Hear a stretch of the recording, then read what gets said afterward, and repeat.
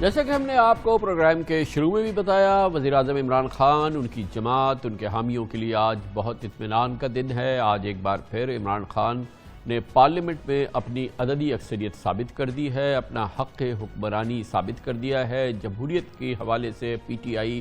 اور عمران خان اور ان کے اتحادیوں کو یقیناً جمہوریت کا اعتماد حاصل ہے، اور یہ آج جو مشترکہ اجلاس ہوا پارلیمنٹ کا، وہاں پہ جو عددی اکثریت سامنے آئی، یہ اس تمام معاملے کی گواہی ہے۔ آج پارلیمنٹ کے مشترکہ اجلاس میں پی ٹی آئی حکومت نے الیکٹرانک ووٹنگ مشین کے استعمال، بیرون ملک مقیم پاکستانیوں کا ووٹ حق دینے اور اسٹیٹ بینک آف پاکستان کو مکمل خود مختاری دینے کے قوانین منظور کیے۔ کوئی 29 قوانین جو ہیں وہ کثرت رائے سے منظور کرائے، جبکہ اتحادی جماعتوں نے حکومت کی مکمل سپورٹ کی۔ مخلوط حکومت نے 221 ووٹ لیے، اپوزیشن کو 203 ووٹ ملے، یعنی نمبر گیم میں حکمراں اتحاد کی پارلیمنٹ میں 18 ووٹوں کی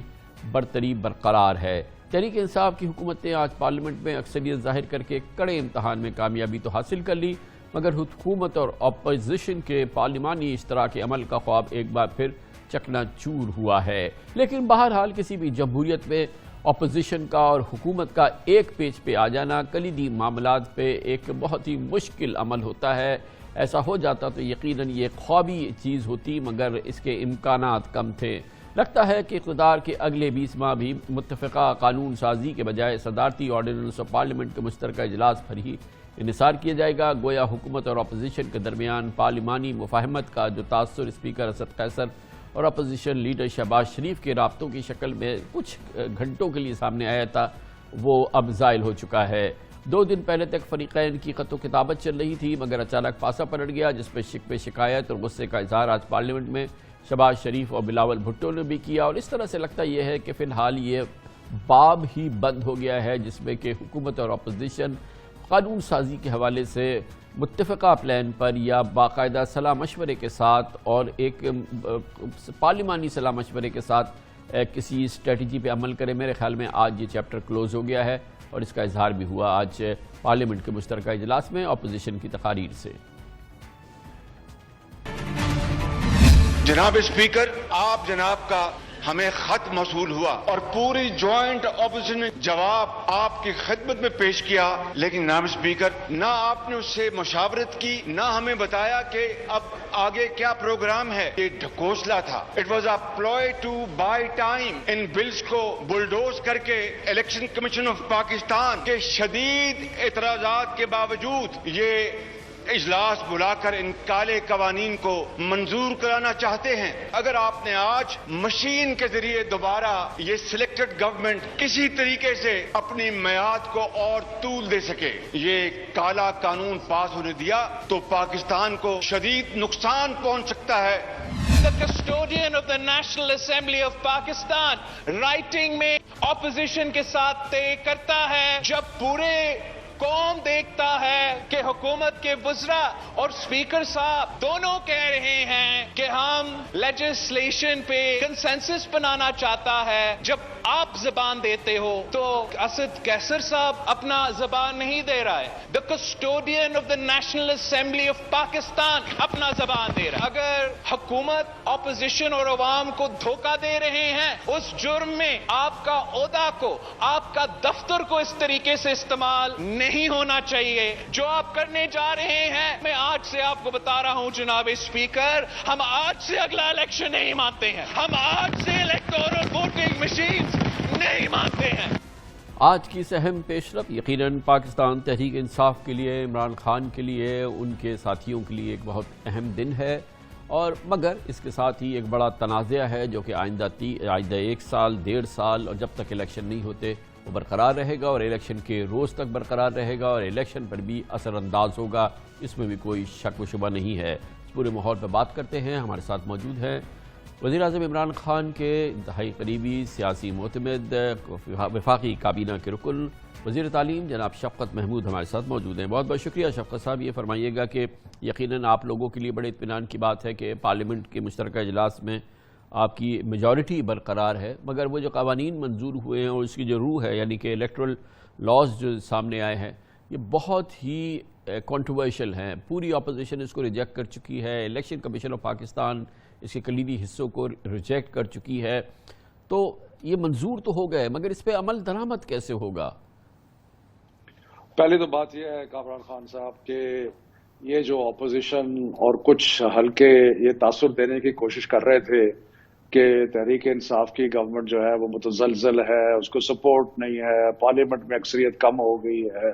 جو اس کے اتحادی ہیں وہ اس کے ساتھ نہیں ہیں، اور ساتھ ساتھ یہ بھی اشارے کہ جی اب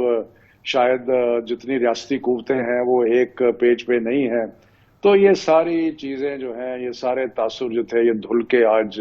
سامنے آ گئے ہیں. سب کو عیاں ہو گیا ہے کہ تحریک انصاف کی اور پرائم منسٹر عمران خان کی حکومت جو ہے اس کو فل سپورٹ ہے نیشنل اسمبلی میں اور مشترکہ پارلیمنٹ جوائنٹ سیشن میں.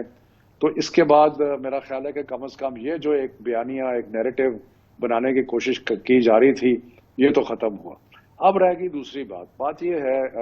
کامران جی کہ ہم نے آپ کو شاید بتایا ہو آپ کے رپورٹر نے کہ آرٹیکل جو آج کا ایجنڈے میں نمبر 2 آئٹم تھا وہ ہم نے مؤخر کر دیا، جس میں کوئی 41 الیکٹورل ریفارم کی شقیں موجود تھیں، کیونکہ ہم نے کہا کہ ہم وہ اپوزیشن سے ڈسکس کریں گے. جہاں تک الیکٹرانک ووٹنگ مشین کا تعلق ہے، یہ تو ایسے لگتا ہے جیسے ایک قسم کا انہوں نے ایک چیز کو پکڑ لیا ہے، اور جب ہمارے نیبر جو کہ دنیا کی سب سے بڑی جمہوریت تصور کی جاتی ہے اس کے اندر الیکٹرانک ووٹنگ مشین ہے، اور وہاں پہ ہندوستان کے حالات بھی ہمارے جیسے ہیں، وہاں پہ تعلیم کا اور پاورٹی کا اور باقی چیزوں کا معیار بھی ہم سے کئی لحاظ سے برا بھی ہے.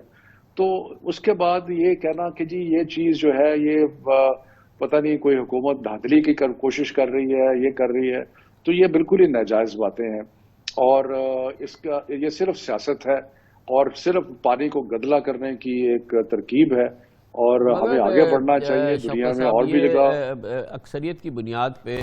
2 دن پہلے آپ نے مذاکرات کی دعوت دی تھی، اسپیکر نے تحریری دعوت دی تھی لیڈر آف دی اپوزیشن کو، ابھی ان کا جواب بھی نہیں آیا. آپ نے مشترکہ اجلاس کر کے اس کو منظور کرا لیا. اب یہ ہے بیسکلی الیکشن کرانے کا معاملہ. الیکشن میں اپوزیشن کے اتنے شدید اعتراضات ہوں، چلے اس کو بھی آپ درگزر کر دیں گے. الیکشن کمیشن آف پاکستان کے اتنے سنگین اعتراضات ہیں، اس کو کیسے آپ نمٹائیں گے؟ یہ کیسے مسئلہ حل کریں گے؟ یہ تو پورا پروسیس جو ہے وہ کلاؤڈی ہو جائے گا اس سے. پہلی تو بات یہ ہے کامران جی کہ جو اپوزیشن کا خط آیا تھا شہباز شریف صاحب کا، اگر اس کو آپ غور سے دیکھیں تو وہ ایک ٹرک کے بتی کے پیچھے لگانے والی بات تھی کہ لگتا تھا کہ جی کون کمیٹی کو ریکانسٹیٹیوٹ کریں، یہ کریں وہ کریں. اس کا مطلب یہ تھا کہ وہ یہ بائٹ ہمیں کہہ رہے تھے کہ ہم نے ٹائم کو بائی کیا، ایکچولی یہ وقت کو خرید رہے تھے اور بائی کر رہے تھے تاکہ یہ کام معاملہ جو ہے وہ لمبا ہو جائے. باقی جہاں تک ریفارمز کا تعلق ہے وہ بالکل ہم نے اس چیز پہ بھی مشاورت کرنے کے لیے تیار ہیں. نیب کے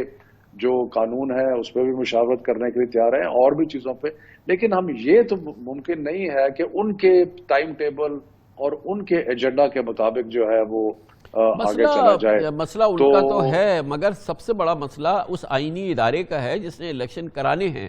وہ آپ کے اس چیز میں آپ نے ان کو سنک نہیں کیا ہے، وہ اور آپ ایک صفحے پہ نہ ہونا بحران ہے. جی بالکل، یہ بالکل کیسے ہی کہہ رہے ہیں کہ امپورٹنٹ ادارہ ہے، آئینی ادارہ ہے، اور لیکن قانون کے تابع ہے نا. وہ ان کا ایک قانون سازی کا اختیار تو نہیں ہے ان کو، وہ قانون کے تابع ہیں. اور قانون جو ہے وہ نیشنل اسمبلی بناتی ہے اور پارلیمنٹ بناتی ہے، بلکہ پارلیمنٹ بناتی ہے. تو پارلیمنٹ نے جو قانون بنایا اس کے الیکشن کمیشن تابع ہوگی. لیکن ہم بالکل کوشش کریں گے، پہلے بھی ہم نے کوشش کی، شبلی فراز صاحب نے بڑی تفصیلاً ڈیمونسٹریشن دی الیکشن کمیشن کو. میں پچھلی جب ہم اپوزیشن میں تھے تو اس وقت سے میں ڈیمونسٹریشنز دیکھ رہا ہوں الیکٹرانک ووٹنگ مشین کی، اور الیکشن کمیشن بھی ہے. لیکن الیکشن کمیشن کا مجھے صرف لگتا ہے کئی دفعہ کہ جس طرح تبدیلی کی میں ایک دشواری ہوتی ہے نا کہ جب کوئی نئی چیز آئے تو اس کو یہ نہیں کہ ان کے کوئی نیت میں فرق ہے، لیکن یہ کہ تبدیلی کوئی بھی بیوروکریسی جو ہے وہ تبدیلی پسند نہیں کرتی. تو میرا خیال ہے کہ وہاں پہ جو پرابلم مجھے نظر آ رہا ہے وہ یہ ہے کہ تبدیلی. شفقت صاحب آپ ایک تو اس میں مطلوبہ جو ہمیں مشینز چاہیے وہ ایک فول پروف مشین جو کہ ٹیسٹڈ ٹرائیڈ مشین ہو،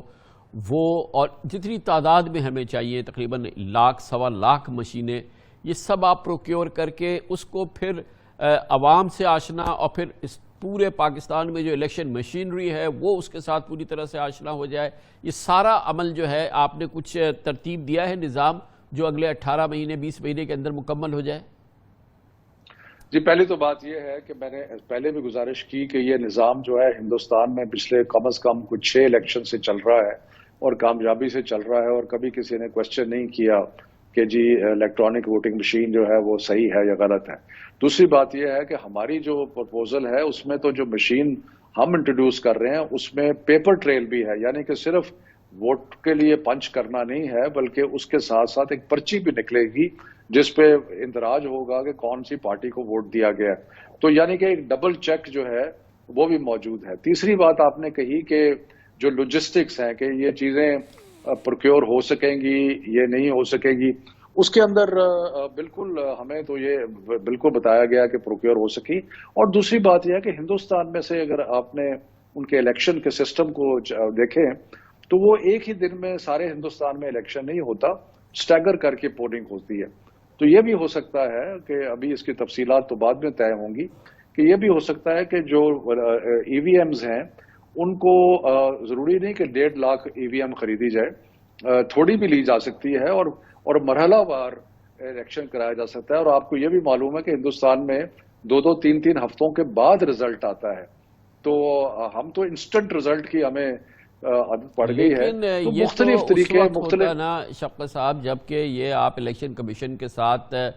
تھریش آؤٹ کر چکے ہوتے، جب اس سلسلے میں ان کے ساتھ اب عملی بات ہو رہی ہوتی، ابھی تو فلسفے کو ہی وہ آپ کے نہیں مان رہے، اس کانسیپٹ کو ہی الیکشن کمیشن اپروو نہیں کر رہا ہے، اس کے بعد پھر آپ کے ذہن میں یہ ہے کہ ہم اس کو مرحلہ وار کرا لیں،